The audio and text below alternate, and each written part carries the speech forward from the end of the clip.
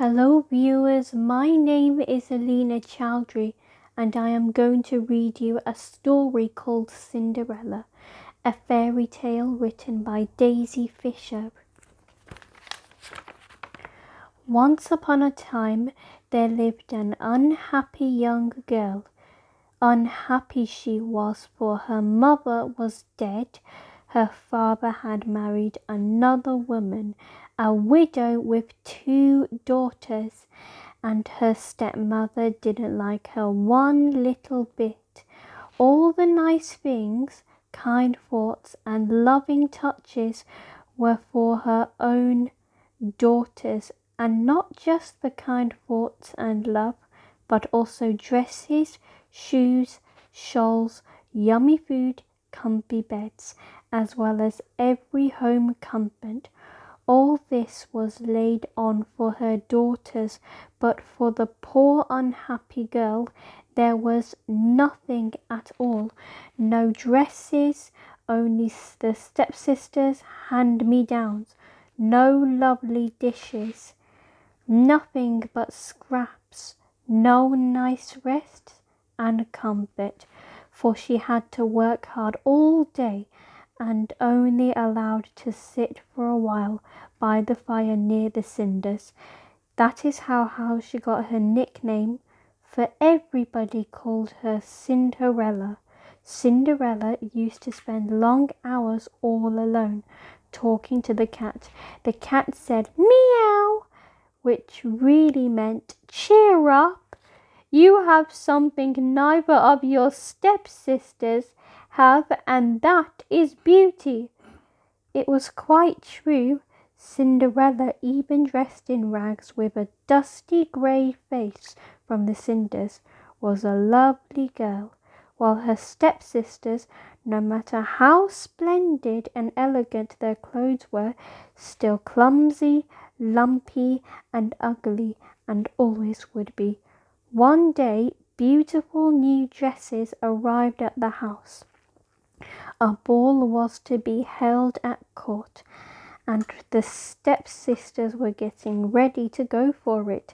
Cinderella didn't even dare ask, "What about me?" at home, for she knew every well what the answer to that would be. "You, my dear girl, you are staying at home to wash the dishes, scrub the floors, and turn down the beds for your stepsisters. They will come home tired and very sleepy." Cinderella sighed at the cat. "Oh dear, I am really unhappy." And the cat murmured, "Meow." Suddenly, something amazing happened. In the kitchen where Cinderella was sitting all by herself, there was a big burst of light, and the fairy appeared. "Don't be alarmed, Cinderella," said the fairy. "The wind blew me your size. I know you would love to go to the ball, and so you shall." "How can I, dressed in rags?" Cinderella replied. "The servants will turn me away." The fairy smiled. With a flick of her magic wand, Cinderella found herself wearing the most beautiful dress, the loveliest ever seen in the realm.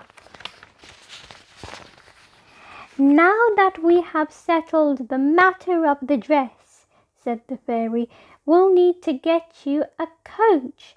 A real lady would never go to a beautiful fancy ball on foot. Quick, get me a pumpkin," she ordered. "Oh, of course," said Cinderella, rushing away. Then the fairy turned to the cat. "You bring me 7 mice." "7 mice?" said the cat. "I didn't know fairies ate mice too." "They're not for eating, silly. Do as you're told. And remember, they must be alive." Cinderella soon returned with a fine orange pumpkin and the cat with 7 mice he had caught in the cellar. "Excellent!" exclaimed the fairy. with a flick of her magic wand, wonder of wonders, the pumpkin turned into a sparkling new coach, and the mice became 6 white horses, while the 7th mouse turned into a coachman in an outstanding uniform and carrying a whip. Cinderella could hardly believe her eyes. "I shall present you at court. You will soon see that the prince in whose honour the ball is being held will be enchanted by your loveliness. But remember, you must leave the ball at midnight and come home, for that is when the spell ends. Your coach will be back into a pumpkin, the horses will become mice again, and the coachman will turn back into a mouse, and you will be dressed again in rags and wearing clogs instead of these dainty little slippers. Do you understand?" Cinderella smiled and said, "Yes, I understand." When Cinderella entered the ballroom at the palace, a hush fell. Everyone stopped in mid-sentence to admire her elegance, her beauty and grace. "Who can that be?" people asked each other. Cinderella's stepmother and stepsisters also wondered who the newcomer was, for never in a month of Sundays would they ever have guessed that the beautiful girl was really poor Cinderella who talked to the cat. When the prince set eyes on Cinderella, he was struck by her beauty. Walking over to her, he bowed deeply and asked her to dance, and to the great disappointment for all the young ladies, he danced with Cinderella all evening. "Who are you, fair maiden?" the prince kept asking her, but Cinderella only replied, "What does it matter who I am? You will never see me again anyway." "Oh, but I shall, I'm quite certain," he replied. Cinderella and Prince had a spectacular time at the ball, but all of a sudden she heard the sound of a clock, the first stroke of midnight. She remembered what the fairy had said, and without a word of goodbye, she slipped from the prince's arms and ran down the steps. As she ran, she lost one of her glass slippers, but not for a moment did she dream of stopping to pick it up. If the last stroke of midnight were to sound, oh, what a disaster that would be! Out she fled and vanished into the night. The prince, who was now deeply in love with her, picked up her slipper and said to his ministers, "Go and search everywhere for the girl whose the slipper fits.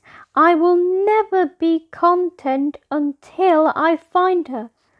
So the ministers tried the glass slipper on the foot of all of the girls, and on Cinderella's foot as well. Surprise! The glass slipper fitted perfectly. "That awful, untidy girl simply cannot have been at the ball," snapped Cinderella's stepmother. "Tell the prince he ought to marry one of my 2 daughters. Can't you see how ugly Cinderella is? Can't you see?" Suddenly she broke off, for the fairy had appeared again in a big burst of light. "That is enough!" she exclaimed, raising her magic wand.